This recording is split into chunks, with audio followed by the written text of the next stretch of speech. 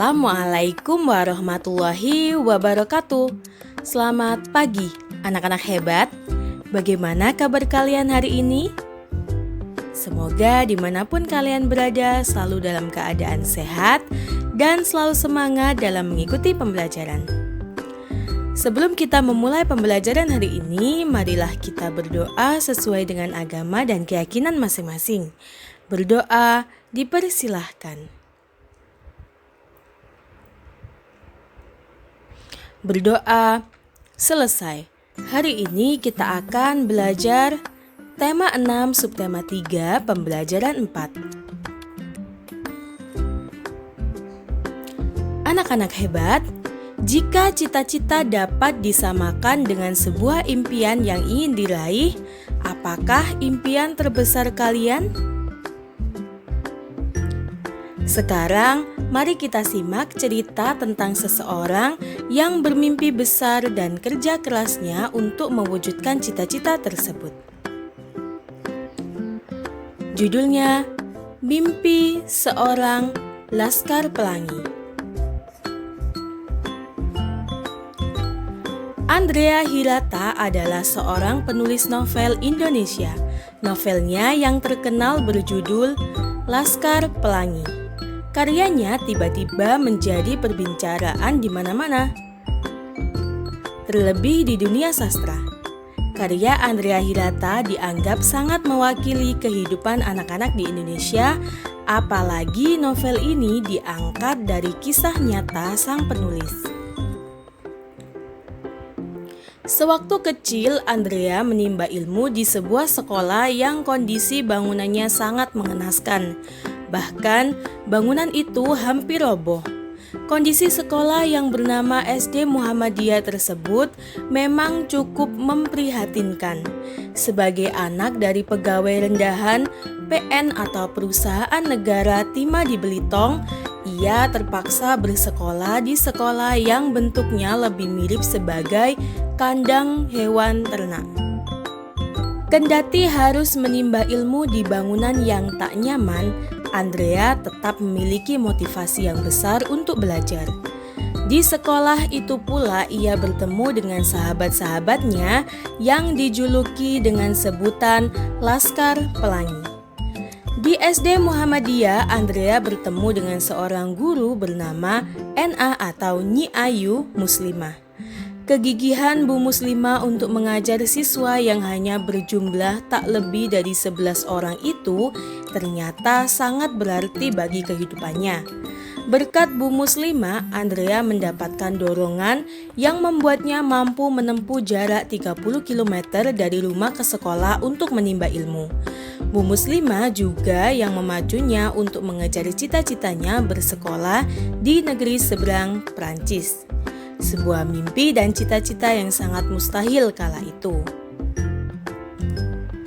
Dari bacaan tersebut, kita ketahui bahwa cita-cita Andrea Hirata adalah ingin bersekolah di negeri seberang, yaitu Prancis. Dalam menggapai cita-citanya, Andrea juga mempunyai halangan yang harus ia hadapi.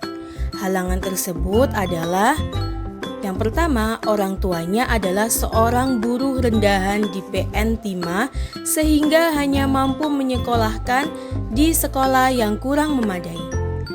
Halangan yang kedua, jarak dari rumah ke sekolah sangat jauh, yaitu sekitar 30 km.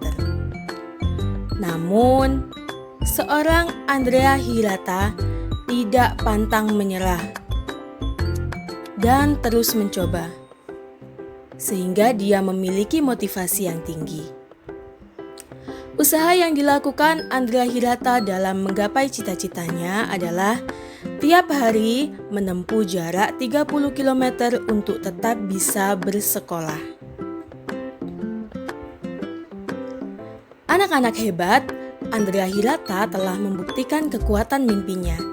Ia pun memiliki beberapa orang di sekelilingnya yang sangat mendukung usahanya untuk mencapai mimpinya.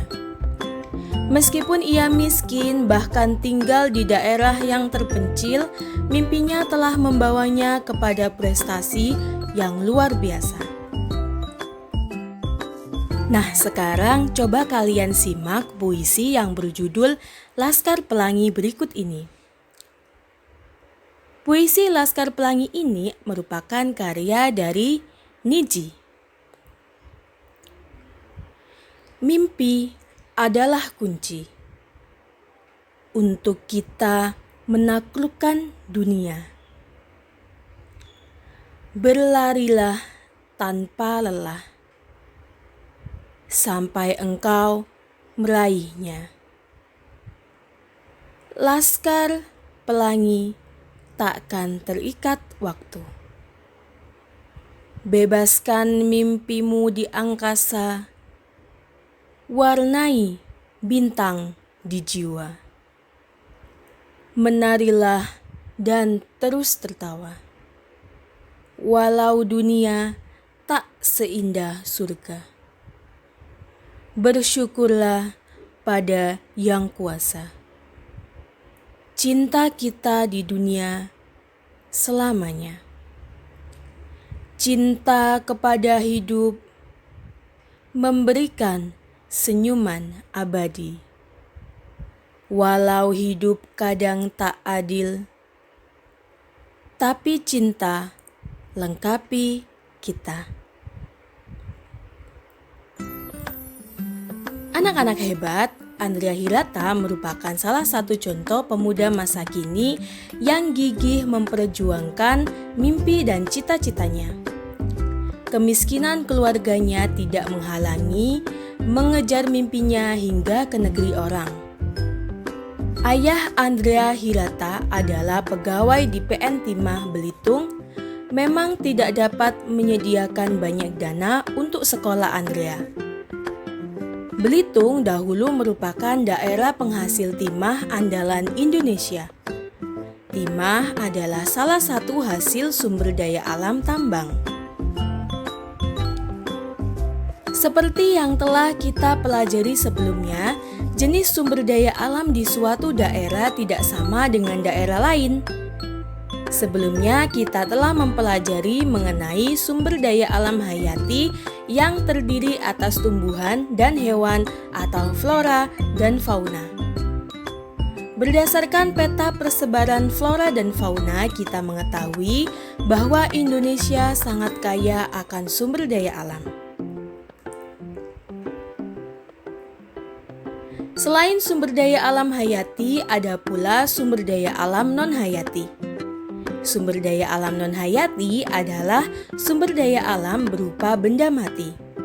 Salah satu jenis sumber daya alam non-hayati adalah bahan tambang. Sumber daya alam tambang berasal dari hewan dan tumbuhan yang terkubur serta mengalami pembusukan jutaan tahun yang lalu. Sekarang, perhatikan peta daerah persebaran sumber daya bahan tambang berikut ini. Berdasarkan peta sumber daya alam bahan tambang berikut, terdapat berbagai barang tambang yang tersebar di seluruh wilayah Indonesia.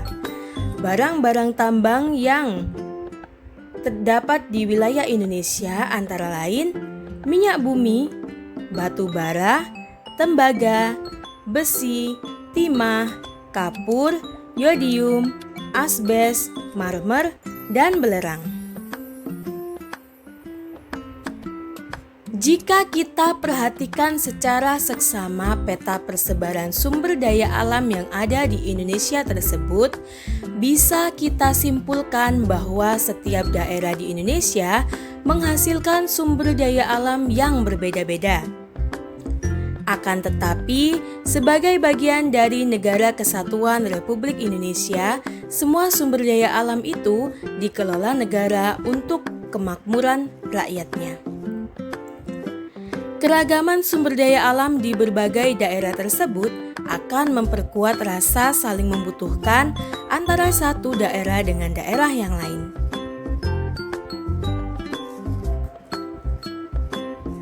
Anak-anak hebat, perlu kalian ketahui bahwa tidak hanya keragaman sumber daya alam, keragaman kegiatan keagamaan di Indonesia juga menjadikan Indonesia sebagai negeri yang unik.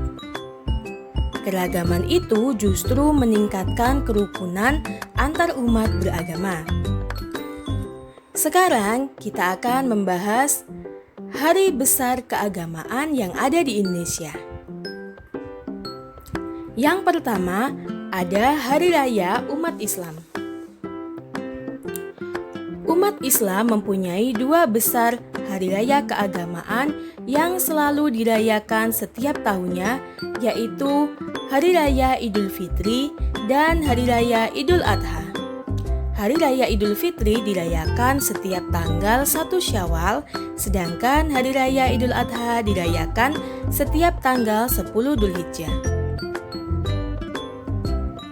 Selanjutnya ada Hari Raya Umat Kristen. Kedua agama ini memiliki hari raya yang sama, yaitu Hari Natal dan Hari Paskah. Selanjutnya Hari Raya Umat Hindu. Umat Hindu merayakan Hari Raya Nyepi yang dirayakan dengan berdiam diri di rumah, tidak melakukan kegiatan seperti biasanya. Umat Hindu juga merayakan Hari Raya Galungan atau Kuningan. Selanjutnya ada Hari Raya Umat Buddha. Hari Raya Umat Buddha yaitu Hari Raya Waisak. Selain itu, umat Buddha juga merayakan Hari Magha Puja, Asada, Katina, dan Ulambana. Dan yang terakhir ada Hari Raya Umat Konghucu. Umat Konghucu merayakan Hari Raya Cap Gomeh. Selain itu, juga umat Konghucu merayakan Tahun Baru Imlek. Sekarang tugas untuk kalian. Yang pertama, salinlah puisi yang berjudul Laskar Pelangi. Kemudian carilah makna dari puisi tersebut dan berikan tanda penekanan pada tiap barisnya sesuai pemahaman kalian terhadap isi puisi tersebut. Kemudian tugas yang kedua, tuliskan masing-masing hari besar keagamaan dari 6 agama yang diakui di Indonesia beserta tujuan perayaannya. Kerjakan di buku tulis ya anak-anak. Sampai di sini dulu pembelajaran kita hari ini. Akhir kata, wassalamualaikum warahmatullahi wabarakatuh.